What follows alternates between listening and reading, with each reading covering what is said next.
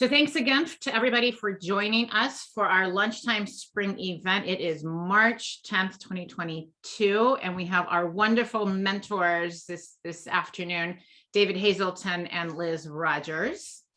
I'm going to share their stories, and this is entitled Protecting the Integrity of a Brand.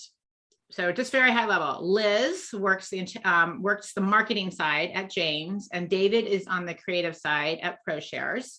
So while they have different roles, they each have a responsibility to protect their respective brands using different methods. So before we actually jump in, we're going to ask them both to give a brief intro. I'm thinking actually to spotlight the two of you so that you all stand out. Spotlight, hold on. And we see Liz, and here is David. All right, guys. Now you're on stage. So if you don't mind a quick intro, let's go first with Liz, and then David, if you just don't mind presenting and giving a bit of background about who you are individually, and then a little bit of background about your companies would be great. Super. Hi, everybody. I'm Liz Rogers. I'm a marketing manager. And I have been through some transitions in the past few months, sort of took advantage of the, I keep forgetting what they refer to it as, but the sort of the hiring phase that was going on. And I was with a real estate company, Coldwell Banker, for about 6 years working in real estate marketing, and then went to Castle, which dealt with more managed security. And I worked more closely with commercial real estate. And then I went through a bigger transition where I went and joined Janes, which is a British company. It's known as the Trusted Global Agency for Open Source Intelligence. That's what we're supposed to say when we refer to Janes. And it's in our brand guidelines. And so I had actually become familiar with Janes when I had worked for some communication firms a couple of years back, where our biggest clients were the government and the military. So we used their books and magazines as resources. So when the company reached out to me, it was really nice to be able to say, oh, I know Janes, and have that familiarity with them. And then once I joined the company, I was really impressed by their brand identity and how they had even evolved from the couple of years since I had become familiar with them. And so it was something of where I thought, I'd seen at other companies brand guidelines and sort of the detail that went into it, but I felt that Janes really had a different level of attention to detail that I hadn't seen before in other companies. And so that's what I'm excited to talk about today. I'll pass it to David. Thank you, and thanks for having us today and letting us talk about this topic, because it's something that I love to talk about, and I'm happy to share it with all of you. My name is David Hazelton. I am the design director at a company called ProShares, which is a financial services company located in Bethesda. I've been there for 11 years now, and I'm sort of the steward of the brand there, responsible for anything that has a logo on it. That includes all of our paid and owned media. As I said, I've been there for 11 years. Before that, I was working in boutique agencies in DC with a variety of clients, both on the association side, the government side, typical DC clients. But then I made the transition into in-house corporate design, corporate communications, and have been with ProShares for 11 years. Okay, with that little bit of a background, and I think as we're going to jump into questions, as I ask you this particular question, I think a little bit, you guys gave some brief intro into your companies, but I think a little bit more in detail as you're answering the question. And again, everybody, that we're talking about really more at the company corporate level of a brand as opposed to more product branding, just for clarification. So it's more at a higher level that at the end of the day, we're all responsible, or we have some role in protecting our company's brands. First question, what are some ways you protect your company, your corporate brand? And the first question goes, I think we're starting with Liz. Or did I miss David? Okay. David Okay, first, and then Liz. David first. David. Okay. Protecting the ways that I protect the brand. First of all, the number one tool that I use as a designer, as sort of the creative side, is the style guide. That's critical for me as my number one tool, and that has a lot of different names, and there are different forms of it. Some companies have what they call a brand guide, which may have more information about sort of the spirit of your brand and the essence of your brand and that brand personality. Maybe a little separate from that is a style guide, which may have writing styles, which may be linked to, you know, the APA style or the Chicago style or whatever your writing style is, as well as some visual aspects. And then there's sort of a standards manual or a design guide, which literally has colors, logos, things like that. So my work is somewhere in between those last two. We really don't have a brand guide that really talks about the essence of our company, and I think we're working towards that as we evolve. But using that style guide helps me to present branded materials with a consistent appearance, which is really the way that I protect the brand, is through consistency. And I find that a big part of that is educating internal stakeholders as to the importance of the brand. We're in a situation now where so many people within the company have access to branded materials, whether it's the administrative office using letterheads and PowerPoints, or other departments like IT creating background screens or something like that with a logo on it. And they all think they're doing the creative team a favor by doing their own work and saying, look what I did, I made this screensaver, and the logo is stretched or it's the wrong color or something like that. So they think they're doing a good job. They're not trying to be malicious to the brand, but educating them on the importance of that consistency is a big part of what I have to do daily to protect the brand. So people call me the logo police, or have even less flattering terms for it. But I like to think of it as brand ambassador, where my job is to sort of educate and enlighten people on the brand. Liz, over to you. I liked seeing Monica's reaction to what David was just saying. Because when I had worked in real estate, I had sort of the same thing where we had, realtors then doing whatever they wanted with the logo, and that's where the brand guidelines come so handy. And yeah, you have to be sort of police in some ways of getting people to understand why it's important to protect the brand. With Jane's, we have our guidelines and the correct use of the logo and the colors and the fonts.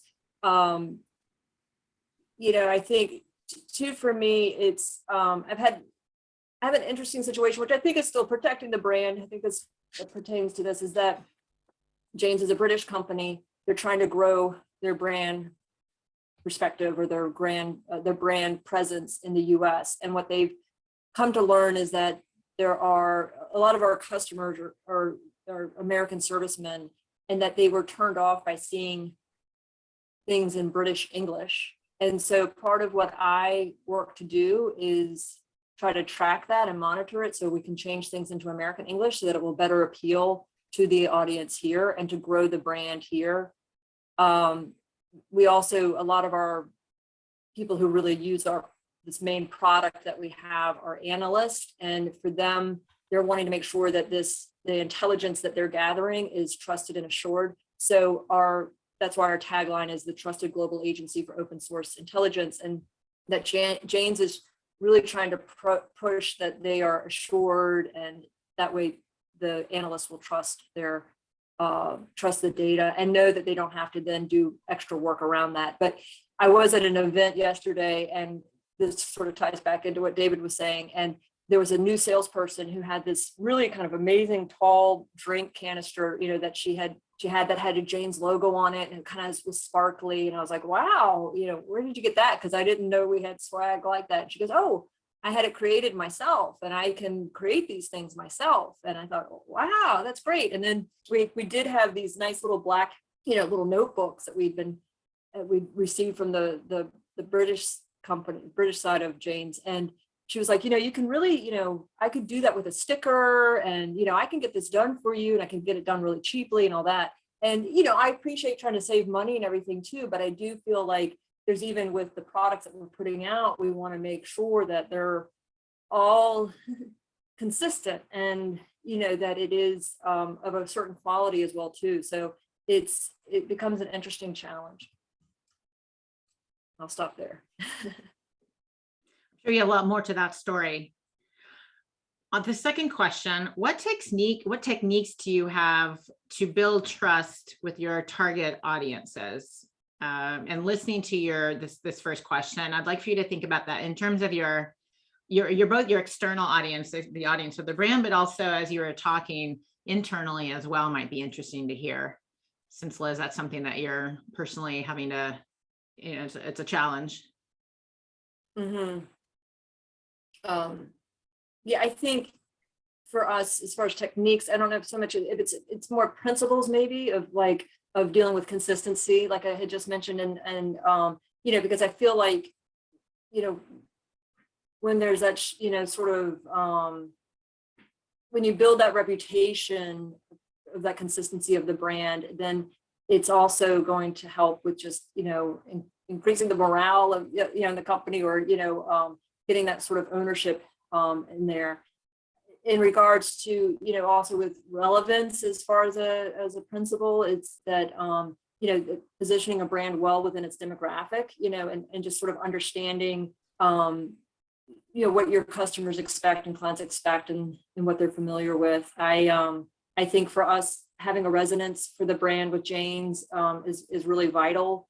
And it's been, I'll get into the history about it a little bit, because I think that ties kind of back into this, which is just sort of what Jane's is trying to do. I mean, they're a 120-year-old brand. And so in the UK, they have a real relevance there. But, you know, with here in the US, of trying to then, there are people who are familiar with it as a brand and who know it, but the brand has transitioned so much too. So then it's just trying to kind of make sure that we are evolving to then build that trust with our target audience.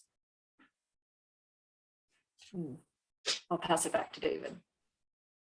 Yeah, no, I think you're spot on with the idea of consistency, because that's something that really does help to build trust.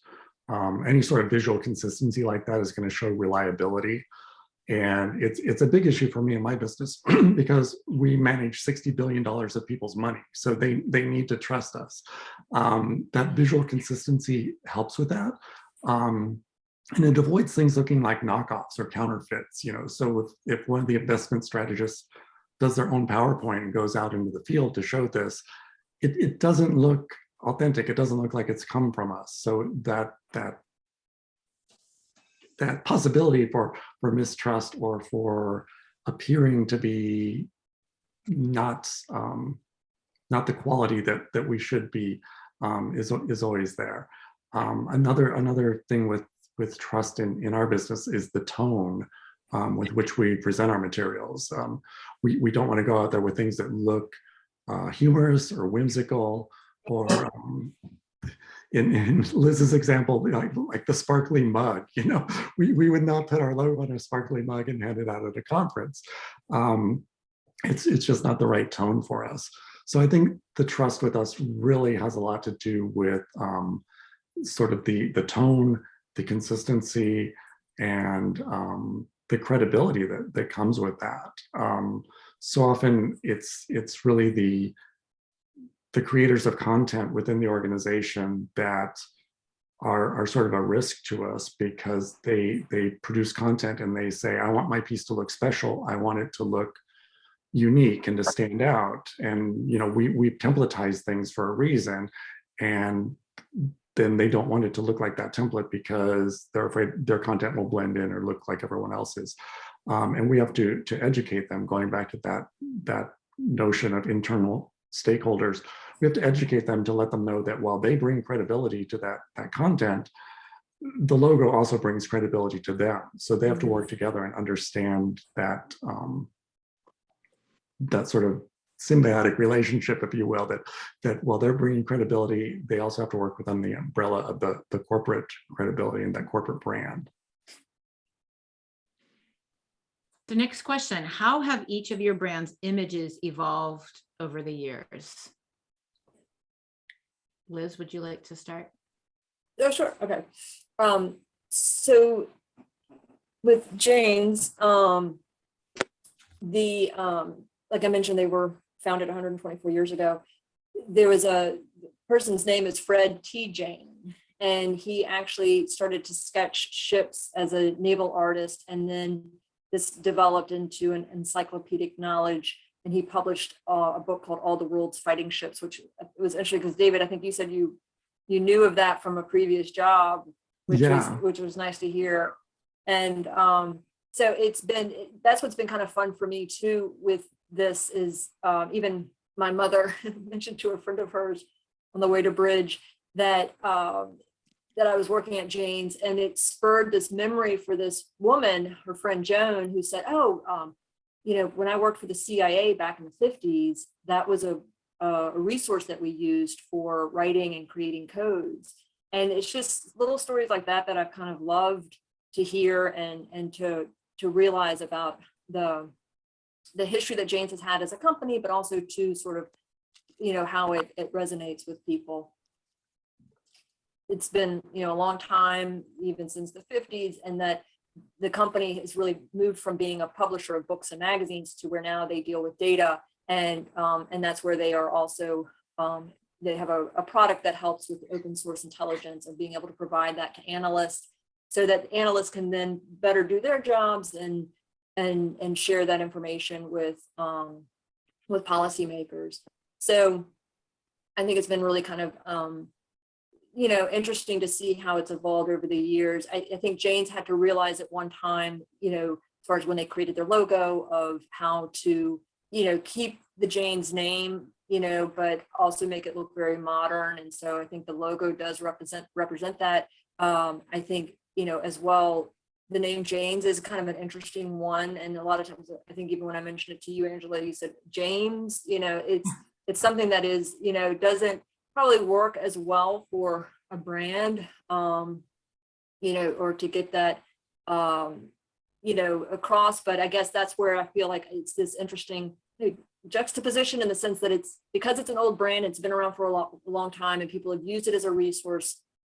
People know it, but as far as a brand that is trying to build its roots in the U.S. with people who may as young servicemen used the books and know of it that way, it's got that, I don't know if it's a challenge so much, but it's got that sort of situation that we've got to work through. So that's in the sense how it's evolved over the years. David, I'll pass it back to you. Yeah, no, I love that story, Liz, about how you have sort of an older company that's trying to look more modern for a new generation. We have almost the opposite situation at ProShares because our company started 20 years ago as a mutual fund company, and the name was Pro Funds. We still have the Pro Funds side of the business, but at that time, because we want people to invest and to give us their money, we didn't want to look like a startup. We didn't want to look like a new company. And I wasn't there at the time, but the stories I've heard is that they intentionally developed the logo. The Pro Funds logo has a bull and a bear, which could not be a more stodgy Wall Street symbol. So they went old school stodgy, and then they had it done in a style that looks like an old woodcut. So it looks like an engraving. Again, very old style. So there was a new company that wanted to look old to feel more established. So it's really the opposite scenario that Liz described. Over the years, we then introduced exchange traded funds in addition to mutual funds, and those ETFs were done under the ProShares name. That had a different logo, a more modern look and feel, because the target audience for those ETFs was perceived to be more modern, more, I don't want to say risky investors, but more progressive investing attitudes, I think, than mutual funds, which were perceived as sort of stodgy. So over the time, the ProShares brand has actually come to the forefront, and of that $60 billion that I mentioned, I think like 55 of it or something like that is in the ProShares side. So that's really taken over and become our prominent brand. We continue to sort of evolve that brand. Just in the last 3 months, we've launched a new website that has a completely modern look to it. It's very different from what we had before. And we're continuing to evolve that throughout all of our materials now. We got a couple of questions before we go to the last question that we have. I thought these actually pertain to some of the things that you've talked about. So we'll just jump into these. So Jenny asked, do you run, the prior question, do you run focus groups or online discussion boards to test your tone is hitting the right mark? That might be more of a question for David. I feel like it was targeted toward me, and I see Jenny looking right at me. We do not, and I wish we did, because we don't necessarily do it the proper way, or the way that I teach my students in graduate school where I teach. We sort of go off of internal focus groups and just sort of the feeling of the internal environment that we have there. So there are some people in upper management that makes those decisions and sort of establish that tone. Sometimes we do get feedback, sort of informal feedback from the sales force that is out there meeting with financial advisors. But that's as much as we get from the outside world. We don't do those formal focus groups. That might be stage 2, hopefully. Yes, exactly. Coming soon. So Giuseppe asked, how do you manage your brand when you can find almost anything on the web? How do you manage your brand when you can find almost anything on the web? Giuseppe, by almost anything, you mean? All the wrong logos. Yes. All the wrong colors. Salespeople love to go to the web to find, all the brand guidelines. Right.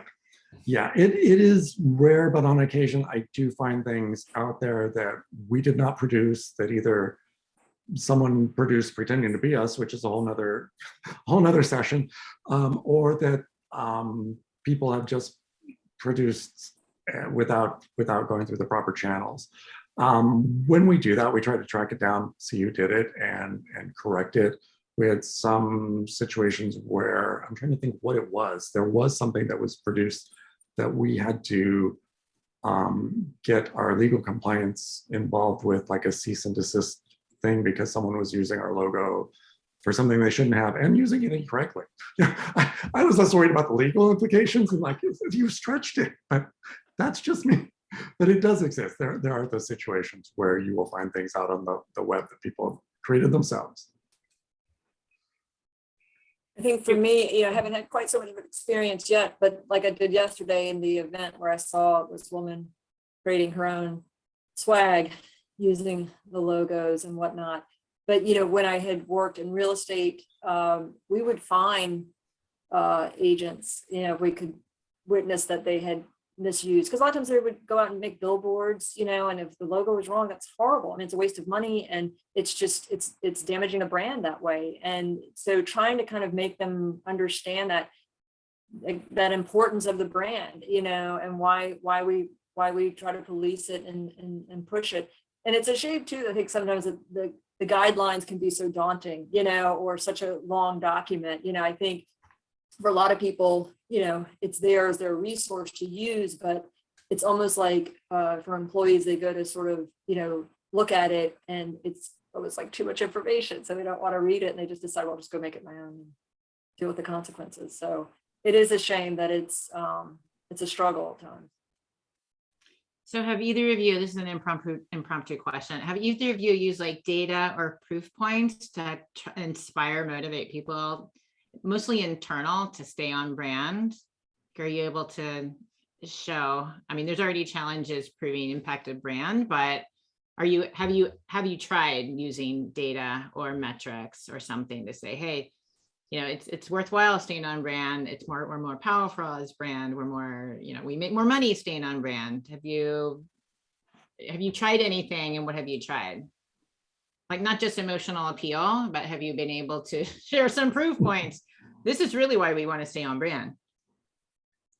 Yeah, we have not. We as a firm, I think, struggle with data-driven decision making, not in the financial end, but in sort of the brand end and the visual end. I think we're getting a lot better at that. So hopefully we will start to collect some data on that and use that. And I think with our sort of rebrand, it gives us a point to do that now. We can start to measure some things. Okay. Yeah, it's a great idea. We haven't either. And, but it would be an interesting thing to implement, because I think it would be very helpful then to have that data to then know and be able to use it to correct things.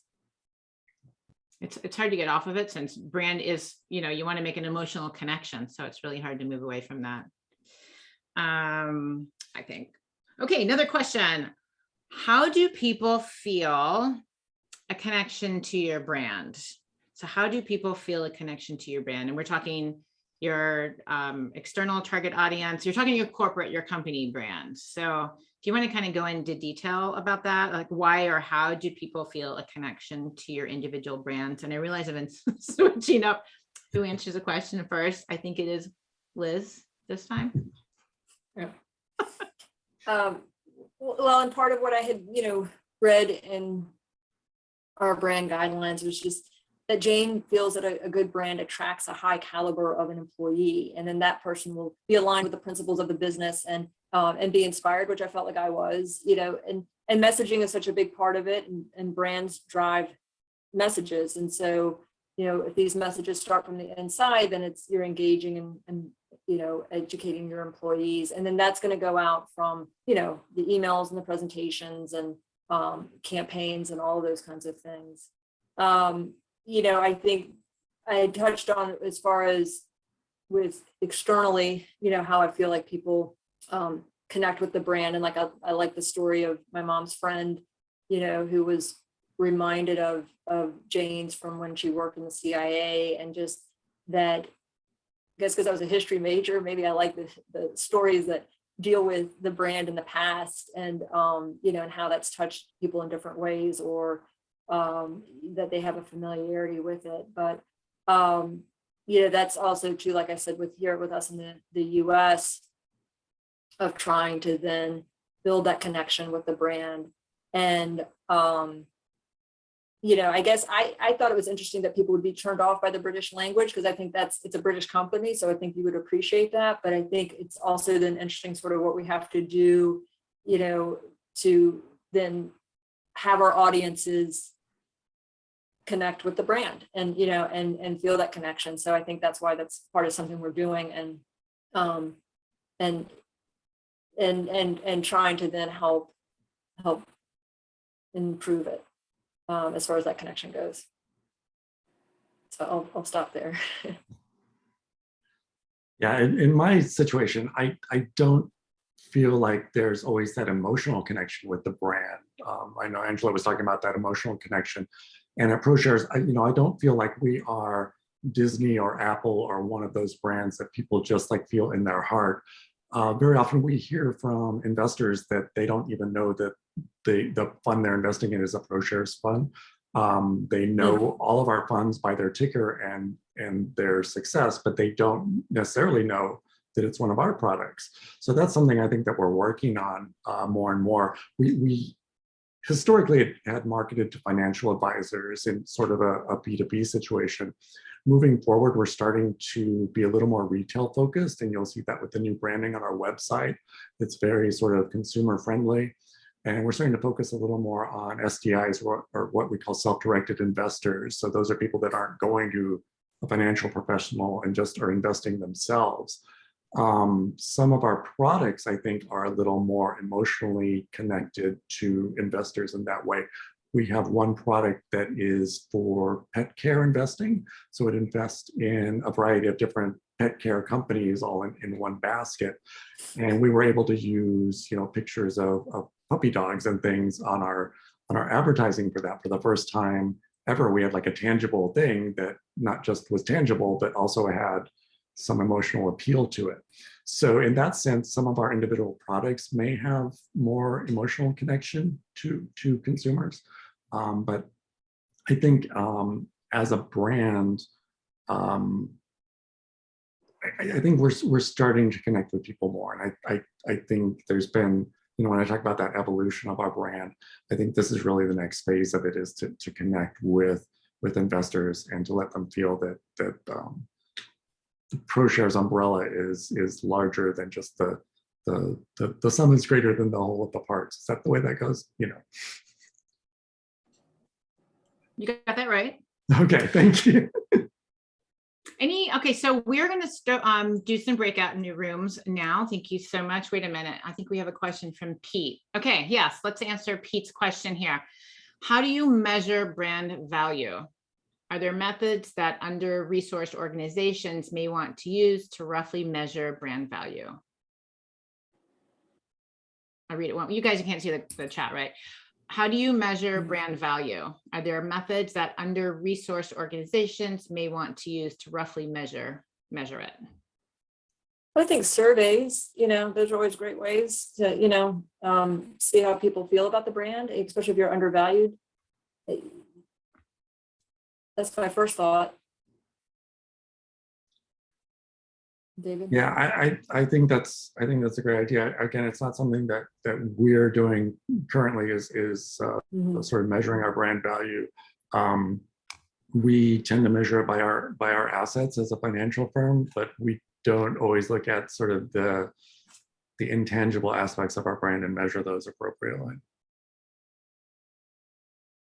And that was a good point. I just saw where somebody mentioned Net Promoter Score, and that's something I'm going to start working on at James, that is part of a campaign I'm doing. So thanks for that reminder. That is a good one. So we're going to do some breakouts. Stephanie had to leave us. Our question, though, what we want everybody to think about, and we're going to send David and Liz also off into a room, separate rooms. So, and this is all just sort of being separated, Liz. Right, we're separated. The question we want to send you off with is, what are ways your company protect your brand? So what are ways are you protecting your brand? And I will also put this into chat or into the breakout rooms as soon as you are all in them. And we'll take about 5 minutes for this.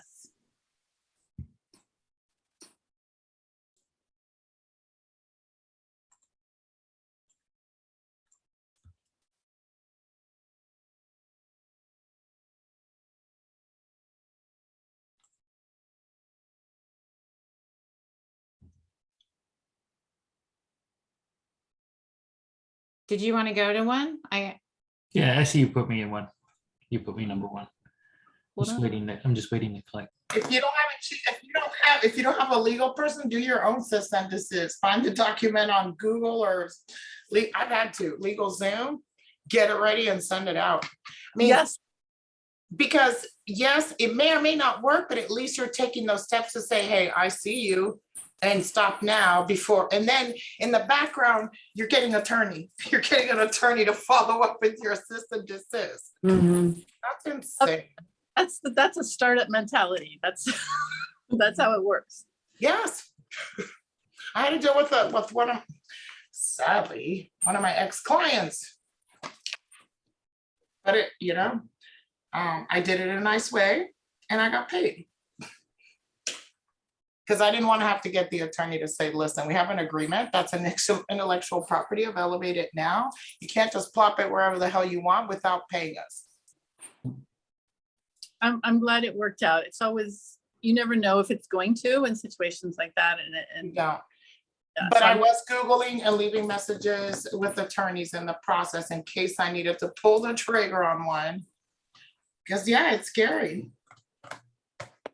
Especially for us small business owners who we don't have those corporate resources to just, hello, Mr. Attorney, can you please do, $10,000? Perfect, I'll send it right over.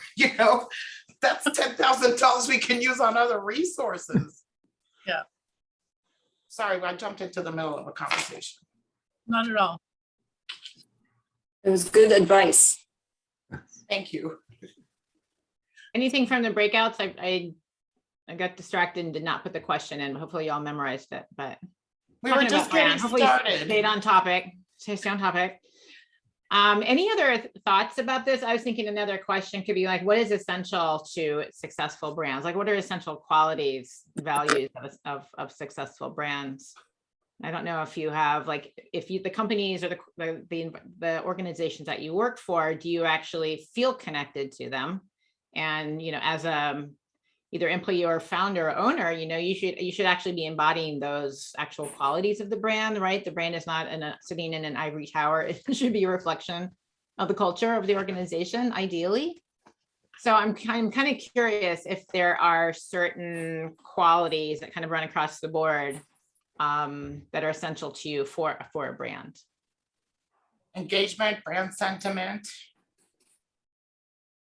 are huge. Your following, and I don't mean purchase followers. I mean a community, your community. You know, when you're building a community, that's measurement right there. You've got a community that's engaged, that loves what you do. They share out what you do. They have a great brand sentiment about your brand. They're waiting for you to do that next post or say that next comment. Those are probably for us. Those are the biggest three, because we do work really hard around the community concept and ensuring that that loving sentiment that's in our mission and vision statements is being felt, and staying away from topics that may not address that community and that feeling that we want our community to feel. That was a lot of feelings. I think you're right on spot though. And I think it has to do a lot with authenticity, you know, because I always say that the brand lives in the mind and the hearts of the consumers and the people that use that brand. Yes. And the brand can be saying one thing and saying we're the best at this and we do this, but if the public perception is something else, that's the brand. So when those two align, that's when the brand is strong. When what you say you do is what you're perceived as doing, Yes. that's where the match is, that's where the strength is. David, that's the same thing I was thinking, the authenticity piece. And then when Monica was talking, what came to mind was relevance. So I would say, to me, what would make what is essential to a successful brand would be relevance. Whether it's with a small group of people, a large group of people, but your audience, your brand needs to resonate with them and be about what they care about. So I would say relevance, authenticity for sure. And then kind of related to that is responsibility, because I think that your brand needs to be mindful, responsible of what it's doing, what it's putting out there, what's happening in the world. You know, like one example is just not being tone deaf to whatever, many things. So like, for example, right now at the Skin of Color Society where I work, which is a 501c3 association, like trade association for doctors, specifically dermatologists. We have these Instagram lives that we do at least once a month between a dermatologist and a cosmetic company, right now SkinCeuticals, and we put them together. They work out programming, they talk about different products and stuff. Well, they just decided that they're going to put these on hold because of what's happening with the war in Ukraine. And a lot of our audience is international. And so they just didn't feel like now was the time to continue talking about what we're talking about. But that's what I mean in terms of not being tone deaf. Right. You saw it with COVID, you know, you really needed to respond to the times and talk about things that are appropriate. Yeah. And I Yeah, was I going think. sorry. I was just going to say about, oh, by the way, Instagram, I think if it's at 12 o'clock, like lives, I think they're canceling that, or they canceled that too around this time. But anyway, I was going to say consistency is also really important, is so that you're following and who you're serving and your audiences know exactly like what it is that you're going to be showing up for. So it's, you know, not showing up necessarily perfect, just, you know, progress. And in most of my experiences, it's always been about just, you know, let us know what's going on. It doesn't matter if it's great or not, you know, but if you keep us in the loop, then, you know, you're doing well because you're communicating. All right, thank you. Any additional thoughts or questions before we ask for a couple of wrap-up words from David and Liz? Any other thoughts?